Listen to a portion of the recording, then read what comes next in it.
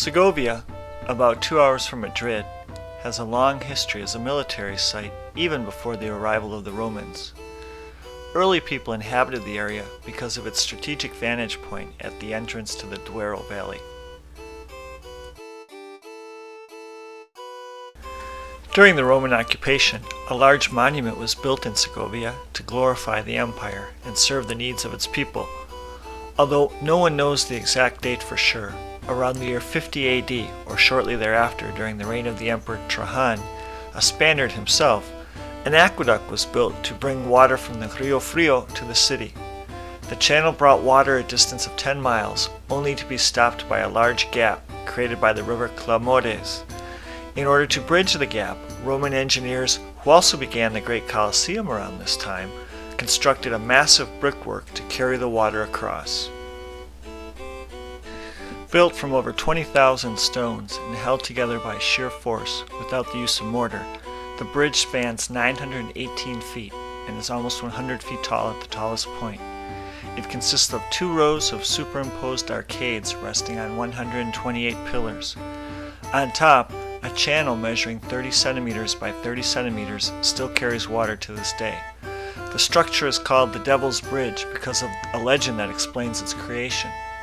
According to the legend, there was a young water vendor named Juanilla who carried water from the river and sold it in town. Nearing exhaustion, she offered to sell her soul to the devil if he would make the water reach her house before the rooster crowed the next morning. The devil agreed to the deal and set out on his task. Later that night, the young girl realized that she had made a great mistake and began to pray for forgiveness. Because of her prayers, the rooster crowed early the next morning, leaving the devil with one last stone to put in place. Juanilla was saved, and the city had its aqueduct. During the Moorish occupation of the city after 714, parts of the structure were destroyed. They were rebuilt by order of the Catholic kings, Fernando and Isabel, who also added the statues of the Virgin Mary and Saint Stephen. Recently, car pollution has begun to deteriorate the bridge, which has led to the closing of the road beneath it. The monument is a testament to the ability of Roman engineering, whose work still stands after 2,000 years, and the emblematic symbol of the city. The city of Segovia is full of interesting monuments. In fact, in 1985, the United Nations declared it one of the cities of the heritage of mankind to protect its monuments from future development. Segovia's narrow streets lead from one historic site to another.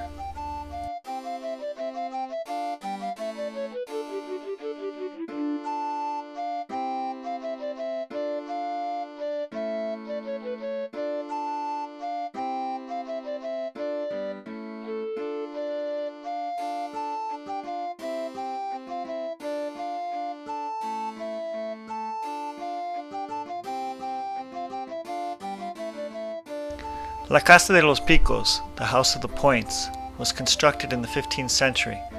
Later the points were added to change the character of the house that had become known as the House of the Jew or the House of the Executioner. Today it is an art school. There are many churches in Segovia from different periods.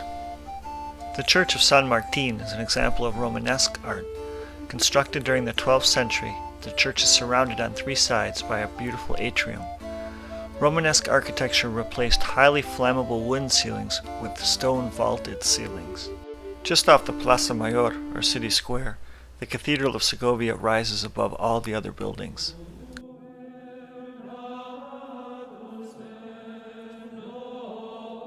The Cathedral of St. Mary is known as the Lady. It is a great stone temple constructed upon the highest point of the city. The facade points to the west in order to use up the last rays of the day's sun. In the interior, the main altar is carved in marble and bronze. There are 19 chapels, each containing historic artistic treasures. Construction began in 1525, following a late Gothic style. The architect was Juan Gil de Montañón, whose son eventually finished the sanctuary in 1558. It is 105 meters long, 50 meters wide, and 33 meters tall in the main nave. Here is where the choir of monks would sit and sing hymns from large songbooks. With its 295-foot tall tower, the Cathedral of Segovia is one of the last great Gothic cathedrals of Europe. Segovia has always been a bustling town, especially during the 15th century when the court of the Trastamara dynasty made its home there. It's famous for its cuisine of roast pig and lamb. The jewel of the city is its castle known as the Alcázar, the Arabic word for fortress. Perched on a rock formed by the rivers Eresma and Clamores, this impenetrable fortress rests on a strategic point that has probably been a fort since the Roman occupation. The first written record of the Alcázar dates to 1122, shortly after the reconquest of Segovia from the Moors by Alfonso VI. From that point on, it serves as a royal residence because of the security it offered its inhabitants, its scenic beauty, and its proximity to the rich hunting grounds in the mountains nearby. Starting from its medieval beginnings, the Alcázar, in its present form, shows the influence of each successive occupant. Towers were added, walls reinforced, the moat was even enlarged. The slate roofs were introduced by Philip II during his reign from 1558 to 1598. He wanted the structure to look more like a German castle. This tower is called the Tower of John II. He enlarged the existing tower during his reign from 1405 to 1454.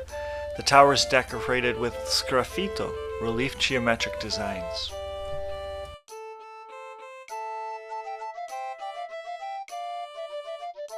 The interior includes several large patios.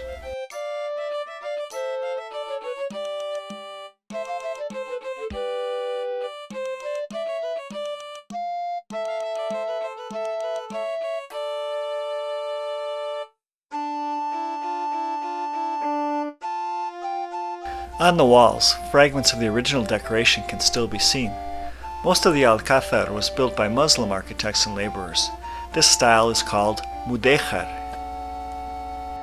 The ornate work of these talented craftsmen can be seen throughout the building. The doorway to the throne room still preserves its mudéjar decoration of fine plasterwork framed by a very simple Moorish arch known as an alfiz.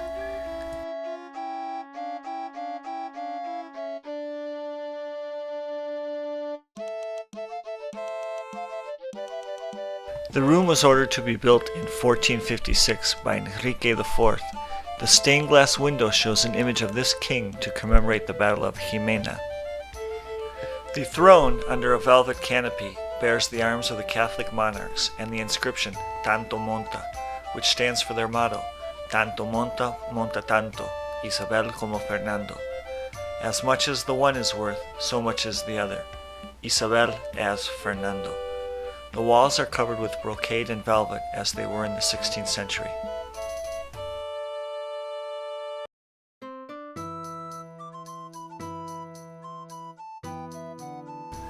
This room features a mural depicting the coronation of Isabel in 1475. The king's chamber features a Gothic walnut bed with brocade woven with gold. This room is called the Monarch's Room because it is lined with small statues of 52 of the kings of Spain, starting with Pelayo, the first king who founded the small kingdom of Asturias in 718. The building has its own chapel. The main altarpiece is from the Castilian school of the 16th century. It consists of 17 panels with biblical scenes from the New Testament and a seated sculpture of Santa Barbara. The other altarpiece, a Gothic one from the 15th century, consists of 7 panels showing St. James Matamoros, literally the Moor Killer, and St. Sebastian, among others. St. James is the patron saint of Spain. Armor and weapons from the 700-year struggle for control of the Iberian Peninsula between Christians and Moors fill the Alcázar. In 1762, Carlos III founded the Royal School of Artillery and brought it to the Alcázar 2 years later. The Royal School stayed there, except for short periods of time, until March 6, 1862, when it was destroyed by a fire.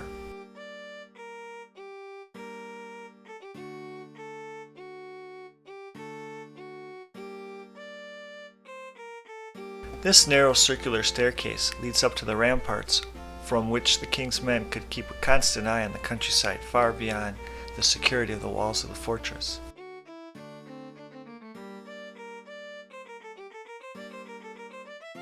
When visiting Segovia, It is not hard to imagine the royal majesty of the Alcázar flying the king's banners, the solemn reverence of worshippers in the cathedral, or the toil of Roman workers and engineers. Segovians live among their history, recognizing and preserving those fantastic monuments that demonstrate the beauty and skill of human creativity. To walk the streets of Segovia is to feel a part of humanity, past and present.